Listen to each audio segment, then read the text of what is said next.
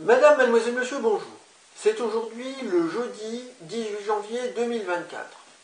Le président de la République Emmanuel Macron est intervenu à de nombreuses reprises ces dernières semaines. Il a notamment donné une très longue conférence de presse qui a mobilisé de nombreuses heures d'antenne sur plusieurs médias mardi dernier. Or, nous n'avons rien appris de sa part concernant les intrusions extraterrestres malveillantes et leurs victimes dans notre population. Cela est très grave.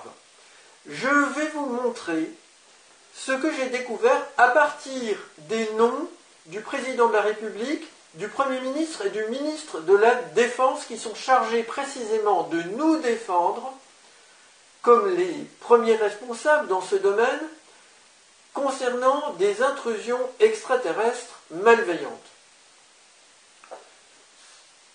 J'ai représenté la lettre F tout en haut pour France. Voici le réseau de lettres que j'ai obtenu. Si vous ne le lisez pas bien, ce n'est pas grave, vous pourrez trouver ce document en lien dans le dossier de cette vidéo en cliquant dessus. Et vous pourrez le télécharger et l'imprimer. Alors maintenant, je vais vous dire précisément ce que j'ai vu. Donc, ASSO pour association, contact, RANC pour rencontre, enlève pour enlèvement, avec le U qui devient un V, OVNI, Myriam, le prénom, Belmire, un nom, vagin, ovule, œuf, labo pour laboratoire, alerte. Alors, ici j'ai cité un témoignage de Myriam Belmire. Qui est cette dame? Myriam Belmire est la présidente d'une association qui s'appelle précisément Contact, Enlèvement, Rencontre, OVNI. Contact et enlèvement lors de rencontres OVNI. France. Cette association a été fondée il y a quelques années, notamment par Myriam Belmire, qui en est la présidente.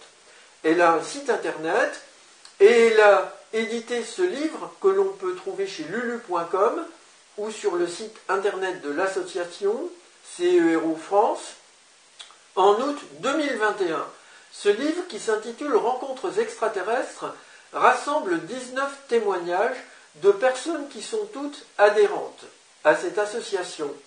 Une association qui crée des groupes de parole assistés de psychologues, psychothérapeutes, professionnels qui donnent de leur temps pour aider ces personnes qui se disent victimes d'intrusions extraterrestres, d'agressions extraterrestres, d'enlèvements extraterrestres et de sortes d'atteintes graves à la personne, de nature médicale ou pseudo-médicale, avec même des vols d'ovules. C'est le cas de Myriam Belmire, qui s'est plainte dans cet ouvrage d'avoir été enlevée par un être gris dans une sorte de pièce médicale, dans un ovni peut-être, et elle nous explique qu'un cordon lui a été inséré profondément dans le vagin, et cette entité lui explique qu'elle prélève des ovules dans son vagin. Tout ça, ça se retrouve dans les noms de ces personnes. Je viens de vous le montrer, qui ne disent rien. Donc la vérité finit par ressortir. Mais humblement, je vous le dis, c'est moi qui vous le montre. Pourquoi? Parce que je suis ancien contacté par les êtres gris qui font ce genre de choses à des personnes dans notre population et plus largement au niveau mondial, parce que ça existe aussi aux États-Unis d'Amérique notamment depuis des décennies. Et il y a des ouvrages là-dessus dont je vous ai déjà parlé. Alors moi-même, en tant qu'ancien contacté, j'ai été impliqué dans des communications alors que je n'étais pas averti par notre État, comme personne d'ailleurs n'est averti par notre État, des dangers d'entrer en relation avec ces extraterrestres. Alors j'ai cru bien faire et je me suis fait avoir. C'était en 2006 et en 2007. Et en 2007, j'ai décidé de rompre soudainement, car heureusement j'ai pris conscience que c'était mauvais. Et pourtant, c'est en relation avec la religion chrétienne, notamment. Et c'est mon état d'éveil avancé, spirituel, donc, qui les intéressait particulièrement, ainsi que mon âme, je vous en ai déjà parlé. Je suis donc devenu, fin 2007 et année suivante, lanceur d'alerte.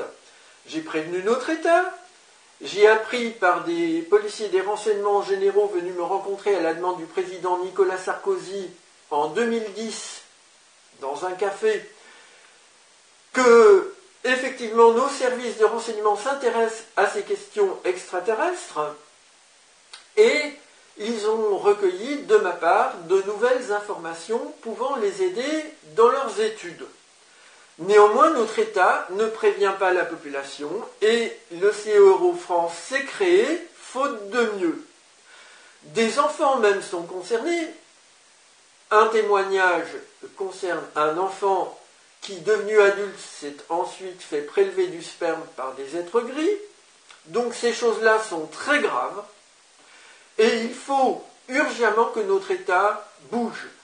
Nous apprenons aux États-Unis d'Amérique par le lanceur d'alerte David Grush que le Pentagone a récupéré des débris d'engins extraterrestres ainsi que des cadavres. Nous apprenons de David Grush, qui a travaillé dans ce domaine très pointu de l'armée américaine, que des extraterrestres ont tué des êtres humains. Et il pense aussi, David Grush, que des personnes ont pu être tuées pour protéger le secret sur tout cela dans le gouvernement américain. C'est donc une affaire très grave. D'autres lanceurs d'alerte, plusieurs dizaines selon certains médias, souhaitant rester anonymes, ont agi en suivant les procédures de plainte dans ce domaine autorisées par la loi aux USA. Donc, cette affaire connaît de nombreux développements qui agitent le milieu politique au Parlement américain et l'année 2024 va très certainement connaître de nouveaux rebondissements très importants. Alors, cette année 2024, ce sera peut-être aussi une année dans laquelle nous allons enfin très largement, publiquement parler de ces intrusions extraterrestres et de leurs victimes. Je pense en tous les cas que nous approchons de cette échéance.